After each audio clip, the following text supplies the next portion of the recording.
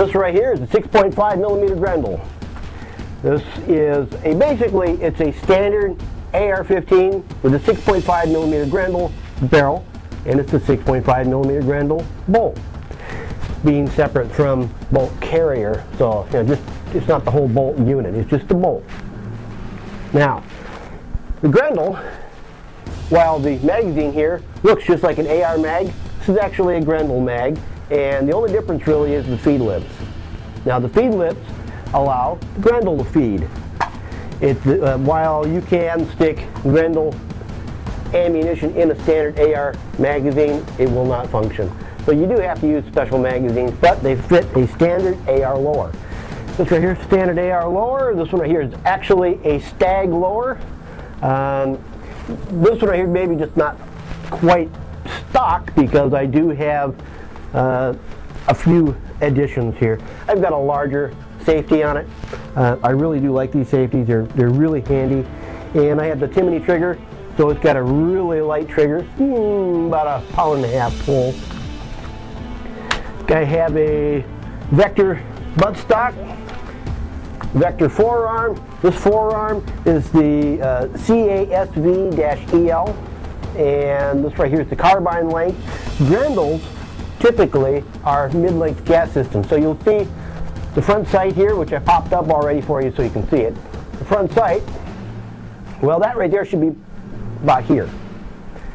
So while it fits just fine, it's a little bit long for this one. And I do believe they make a mid-length now for the forearm. This is a great forearm. If you're looking for a forearm, fantastic forearm. And we got a LaRue front grip, and we've got a LaRue mount, and we've got a Millet scope. This is the scope with the donut with a dot in it. Really good for target acquisition. If you're looking to track a target really quick, that's the scope for it. The only problem is, this is a really close range scope, so don't expect to push it out. Well, the 6.5, about the turn of the century, the 6.5 was tested by the U.S. government, and they found it to be better than the 30 caliber. Matter of fact, they tested it against a whole bunch of different calibers, 7 millimeter, 8 millimeter, and all the modern calibers of the day. And it was found that the 6.5 had the best ballistics. Well, they ended up going with 30 caliber, and they ended up going with the 30 caliber Springfield 30-06.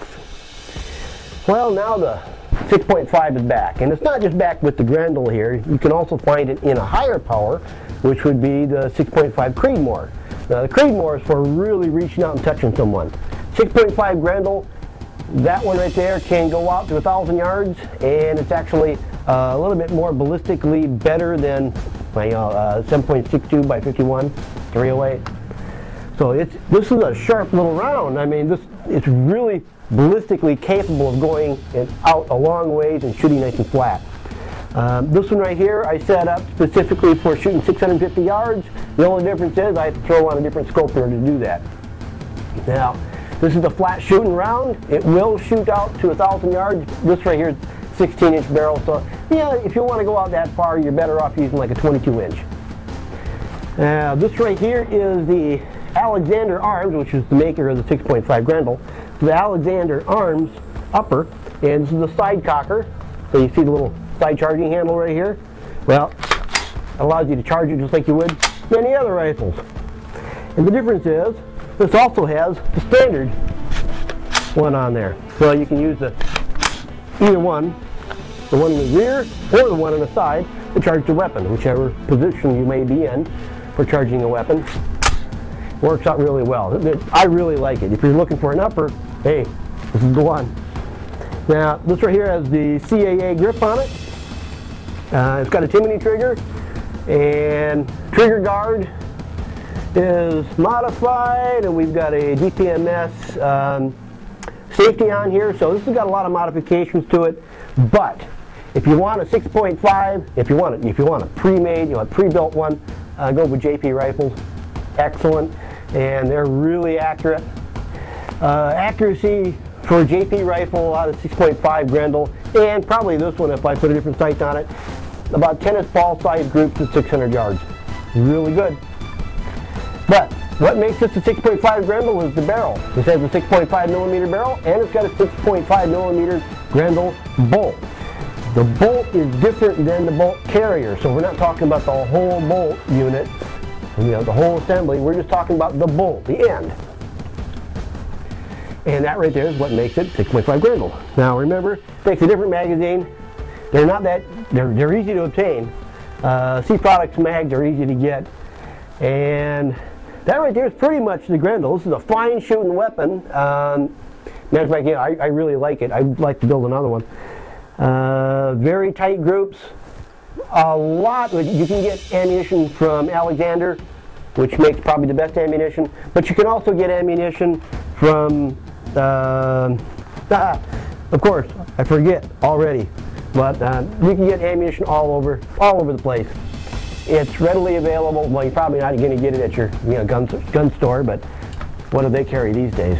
So this right here is the 6.5 Grendel. Like I said, it's a really good weapon. It does have a good amount of kick to it. The round fits the standard magazine well. It's not going to kick as hard as the 308, but it's going to shoot just about as flat. Approximate bullet weights, we're talking 120 grain range. So a lot different than the 55 grain bullet out of the 5.56, or even the 60, 70. So 120 grain or 123 grain. That's typically the area you're talking about for Grendel. That right there is the Grendel. Easy to build, easier to buy, and a lot of fun to shoot.